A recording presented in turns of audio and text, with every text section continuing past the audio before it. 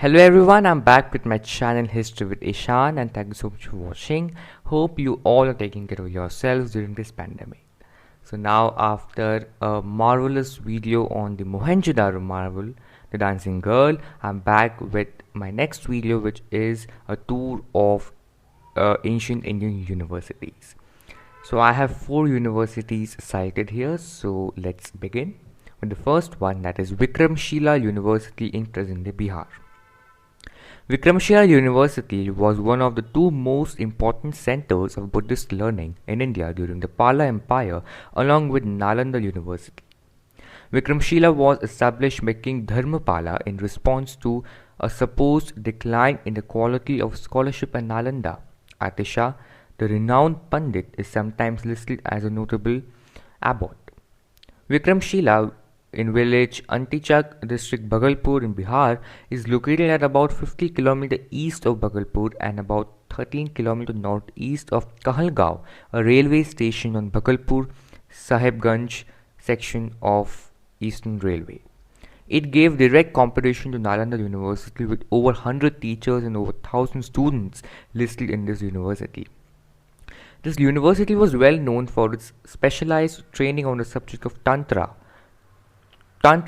One of the most popular graduates from this university was Atisa Dipankar, a founder of the Sharma traditions of Tibetan Buddhism, who also revived the Buddhism in Tibet. Now, in the second one, we have Vallabhi University in present-day Saurashtra, Gujarat.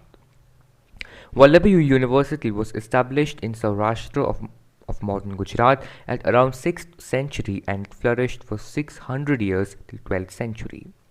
Chinese traveler Itzing, who visited this university during the 7th century, describes it as a great center of learning. Gunamati and Sthiramati, the 2 famous Buddhist scholars, are said to have graduated from this university. This university was popular for its training in secular subjects, and students from all over the country came to study here.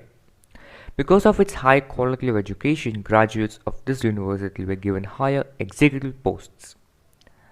Now moving on to the next one, Pushpagiri University in present-day Odisha. Pushpagiri University was established in ancient Kalinga kingdom, modern-day Odisha, and was spread across Cuttack and Jagpur districts. It was established in 3rd century and flourished for the next 800 years till 11th century.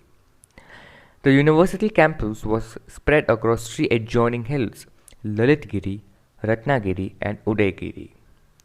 This was one of the most prominent centers of higher education in ancient India, along with the universities of Takshashila, Nalanda and Vikramshila.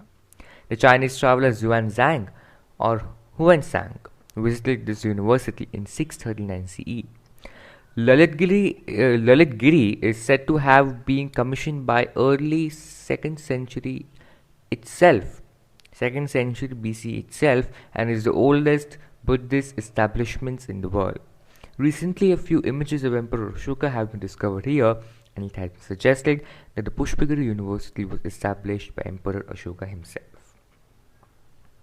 Now moving on to the last university, Puri University in present-day Bihar.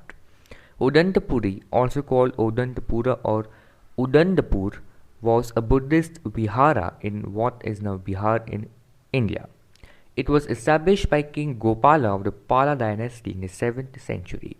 It is considered the 2nd oldest of India's universities and was situated in Magad. Recently, it is known as the Bihar Sharif, headquarters of Nalanda district. Acharya Sri Ganga of Vikramshila has been a student here. According to the Tibetan records, there were about 12,000 students at Odantapuri. Odantapuri was situated at a mountain called Hiranya Prabhat Parvat and the bank of the river Panchanan. A number of monasteries grew up during the Pala period in ancient Bengal and Magad. According to Tibetan sources, 5 great Mahaviras stood out: Vikramshil, the premier university of the era; Nalanda, past its prime but still illustrious; Sumapur Mahavira, Odantapuri and Jagadala. The 5 monasteries formed a network. All of them were under state supervision, and there existed a system of coordination among them. It seems that the evidence that the different seats of Buddhist learning that function in Eastern India under the Pala were regarded together as forming a network, an interlinked group of institutions. It was common for great scholars to move easily from position to position among them.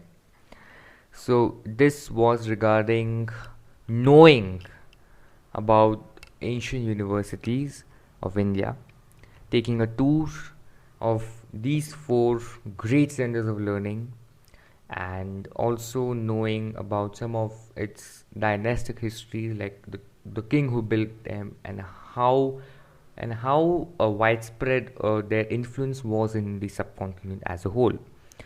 And talking about education right now, as we all know, it has been converted into online. And now when things are going on a different direction, like when the world is now introduced to so much of virtual learning, and of so many forms of artificial intelligence working in the forms of Zoom sessions, in the form of online things and all happening, virtually, then we all have to revisit back to our history to know about some of the great centers of learning, not only in India but also around the world. So yes, that's it for today's video. If you like the video genuinely, please hit the like button, comment down below your views, share it with your family and friends, and also subscribe to my channel History with Ishan for more interesting updates from Indian and world history. Press the bell icon too so that you receive regular notifications whenever I upload a new video. Thank you so much. Take care. Goodbye. Stay safe and Jai Hind.